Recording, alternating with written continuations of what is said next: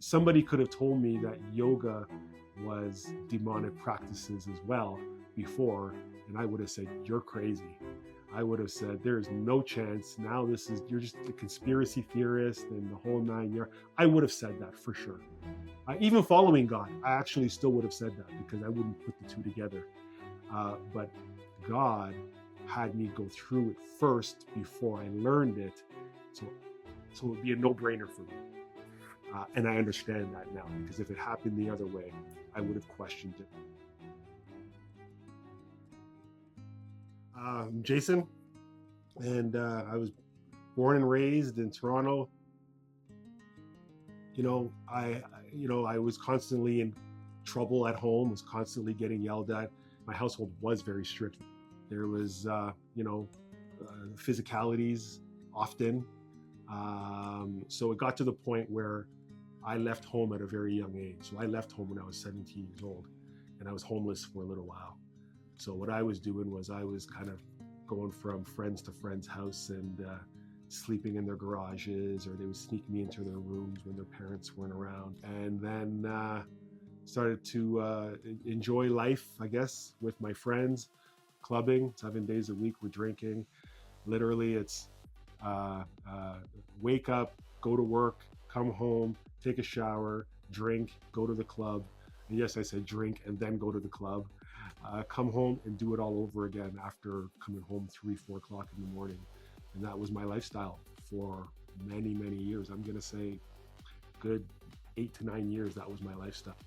I was going to clubs even before I was of age because I used to make fake IDs at the time.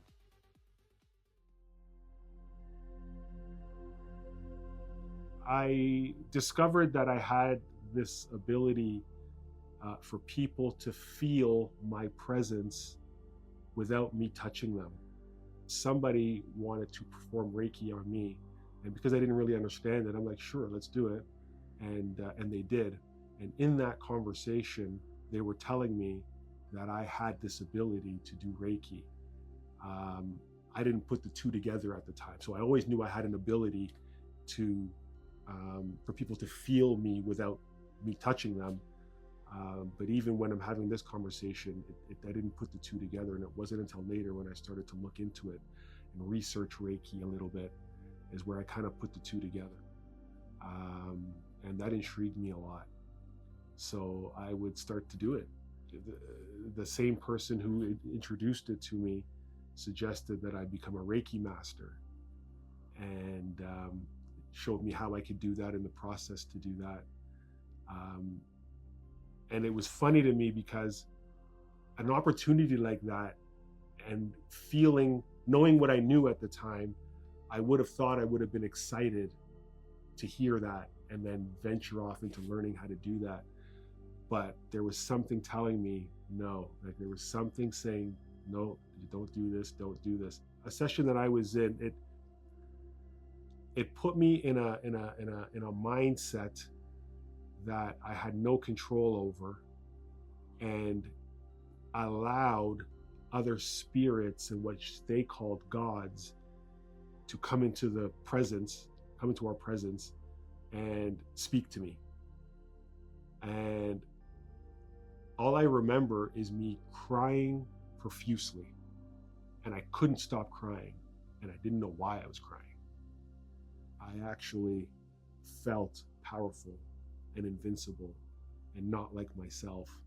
And I can see how people will take it one extreme and they'll take it to another, opposite ends. Someone can feel powerful and feel like they're unstoppable and they can do anything. Somebody else will take it and be like, hey, I'm going to use this to heal people. So I understand both mindsets, but it doesn't change what it actually is at the end of the day. And again, I didn't stop doing it because it's demonic. I didn't know it was demonic when I stopped doing it. I just knew it didn't feel right. And that's what made me stop. And it wasn't until recently where I started to really dig into what Reiki was, is where I'm understanding now the history of it. Everybody I talked to would always say, you got to do yoga, you got to do yoga. Yoga never really appealed to me. It wasn't something that because it's been around for a while. It's never something that I took to. But after a while of hearing everybody, talk about how great it is for physical healing, and mental emotional healing is another thing that they use it for as well. I said, you know what, let me just give it a try. Because I've done everything else physically, so I haven't done this. Maybe I'm missing out. Maybe it actually helped me recover. So I did it. Did I like it? No, because it had me in positions that are just not comfortable. But everybody would say, don't worry, you get used to it. It's just because you're new to it, your body's transforming itself and yada yada yada. So you got to give it more time. Okay, no problem. But 2 days after I did yoga, I threw my back out. And when I threw my back out, I was out for 2 weeks, horizontal, like no movement. Couldn't do anything. I get back to the gym again, and I'm like, okay, well, maybe I threw my back out because my body is starting to heal. I don't know. That kind of doesn't make any sense, but that's what I thought. I did it again. So I did yoga again. 2 days later, I threw my back out again. And I'm like, okay, I still didn't put the two together though. I didn't put the yoga and the throwing the back out, because I've thrown my back out before, but never within this short period of time. It's usually after I put a lot of stress on my body. 6 months later, I would throw my back out. This was happening in a much shorter period of time now. So I didn't really put the two together. My body heals itself again. We go back to the gym. But this time, what I wanted to do was, I didn't do yoga. I went back to my normal regiment, but I pushed my body and stressed my body as much as I could, because I wanted to see if I was going to throw my back out again. I've gone through a couple months now of stressing my body. So I said, okay, let's do yoga again. Now my body's ready for yoga. I did yoga. 2 days later, everything's 2 days later, threw my back out again. And I said, okay, I'm done with yoga. I'm never doing it again. Just like with Reiki, I just decided that's a wrap. I'm not doing it anymore. My body doesn't like it, and I would move on. So much so where, I was promoting to people to not do yoga. Everybody in the fitness world is talking about how great yoga is, and I'm running around telling people yoga's not good for you. But I didn't understand why. I always took it as because it did this to my body. And I would give them my testimonial with what yoga is doing for my body. It's just hurting me every time I do it. This is how God works in my life. I need to go through it to understand it, because that's how I learn. Everybody learns differently. Somebody could just hear something and they'll take it for face value, and then they make a decision based on what somebody tells them. I'm the exact opposite of that. Somebody could have told me that yoga was demonic practices as well before, and I would have said, you're crazy. I would have said, there's no chance. Now you're just a conspiracy theorist and the whole 9 yards. I would have said that for sure. Even following God, I actually still would have said that, because I wouldn't put the two together. But God had me go through it first before I learned it. So it would be a no-brainer for me. And I understand that now, because if it happened the other way, I would have questioned it. I would have doubted it. So when I knew that I had to invite Jesus into my life, it was something that I did that I don't recommend, full disclosure. But again, he knows me, he knows my heart, so he was very grateful and merciful in accommodating. So what had happened was, I was going through a time in my life where everything was just great. So this is after being homeless, and I had no worries. I had what I needed, and for me at the time, having what I needed was all I needed. So to me, those were easy times in my life. So now, I had read a book. I don't read very often, and not because I can't read. It's just because I fall asleep. I know I get bored reading. It's just that. So something was put into my heart. I know now it was God. Spoke to me to read a book called Conversations with God. It's the second book that I've ever read. The first book that I ever read was called The Secret. Okay? The Secret put me on a path where it teaches basically is manifestation. I believed that things were going great in my life because I could manifest it. So for years, I attributed my life being okay because of The Secret. That's where my faith was. I was thinking I was going to manifest it, and because I manifested it, it would happen. And it was happening, but it's because God was making it happen. It's because God was in control. It's because God still had my back. So even when I thought it was me, it wasn't me, it was God. So going back to God knowing me with yoga, for me to experience it first and then let me feel the outcome of that and then put the pieces together later, that's where that book comes into play.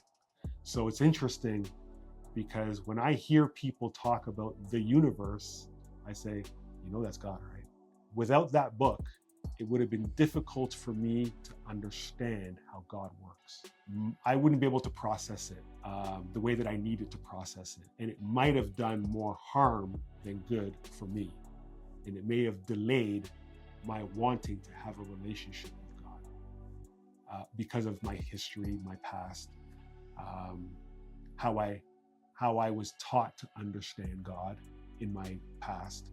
In my past, I was taught that God was a mean God. And I was just going to go to hell for everything that I did. So in my mind, if I was just going to go to hell for everything I did, why would I want to worship God? It doesn't make any sense to me. So because that's kind of how I viewed God, I didn't want anything to do with him. So to go from that to, God's going to give me peace and God is going to show me love, I wouldn't be able to get that. So I had to go through The Secret to understand manifestation, because that I could understand. I could understand the concept of it.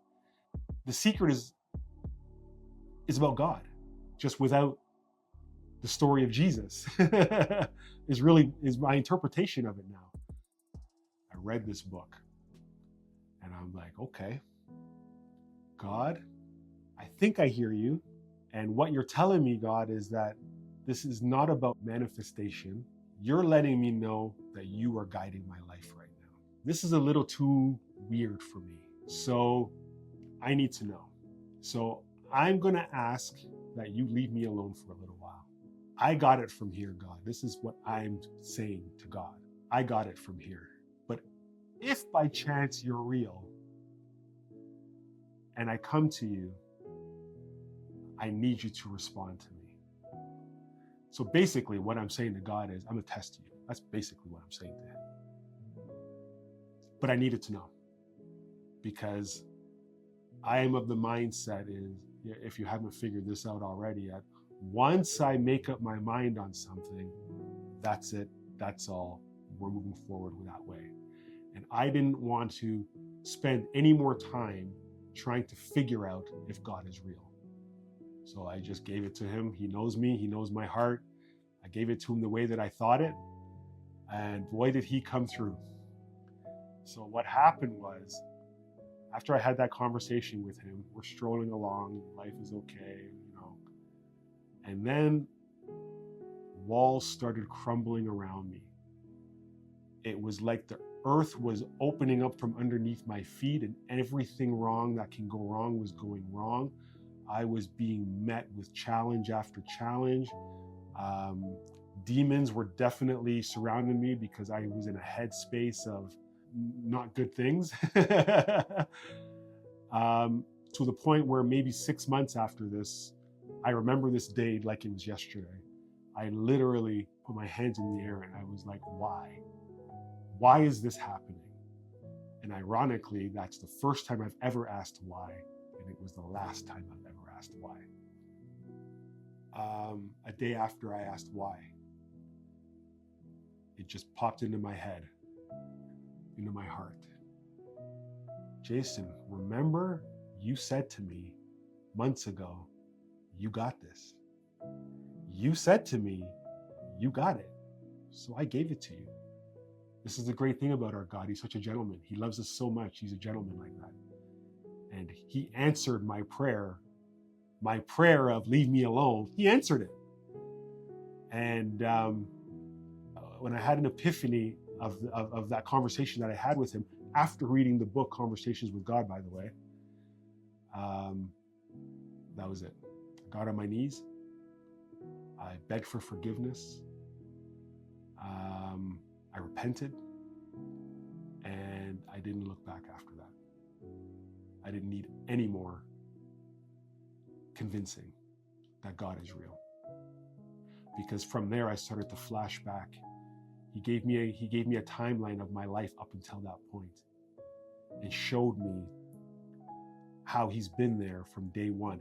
Even when I didn't think he was there, even when I couldn't feel him there, even when I was going through everything that I was going through, he reminded me how he was there to protect me from situations getting worse, situations escalating, putting myself in even worse situations than I was already in, bailing me out of things that he really, in my opinion, shouldn't be bailing me out of, but he loved me that much.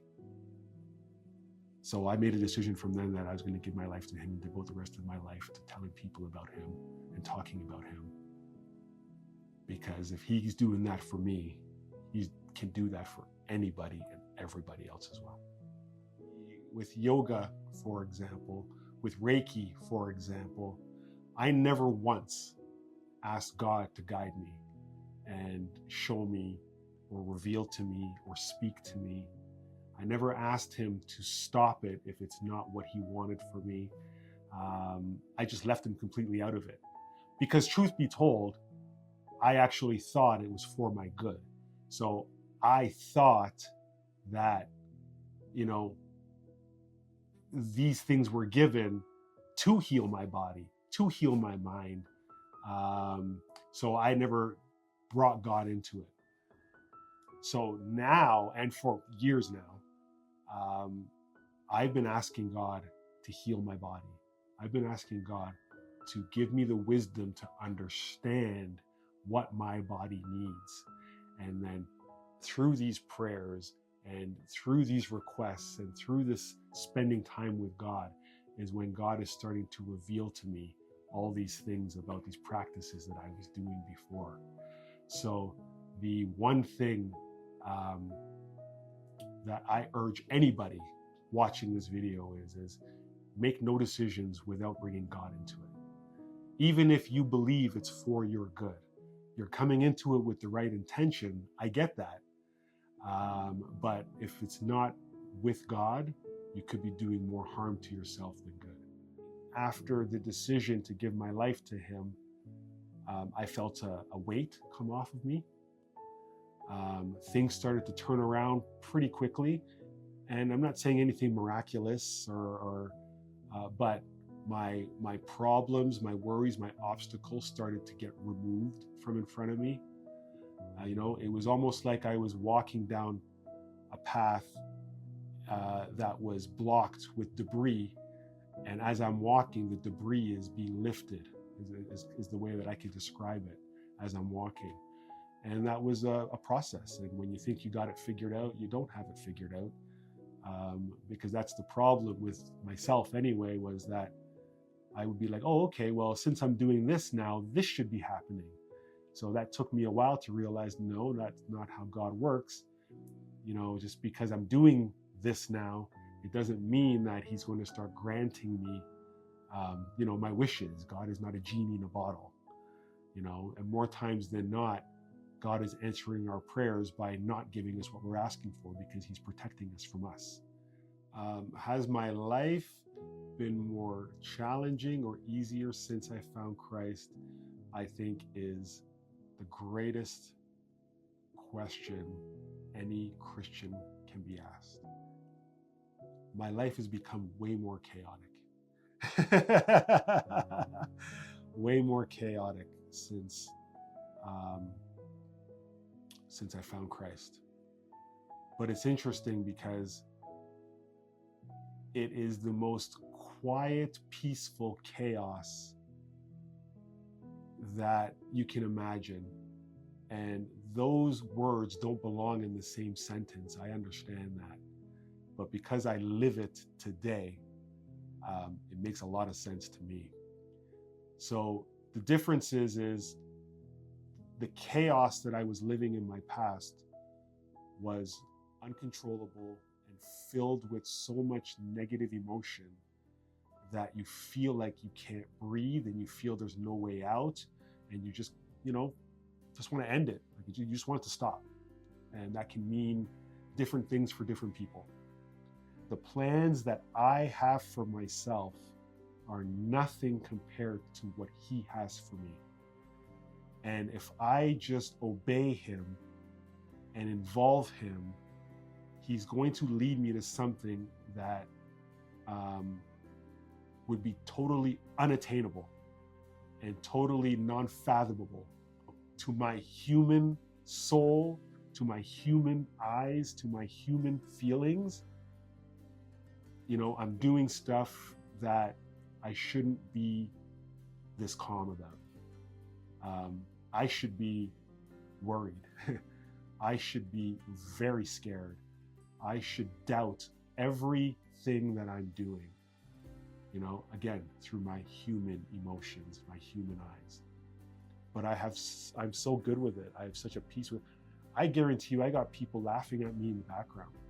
I'm sure of it, because they know what I'm trying to do. And I'm telling them I'm doing it because God is telling me to do it.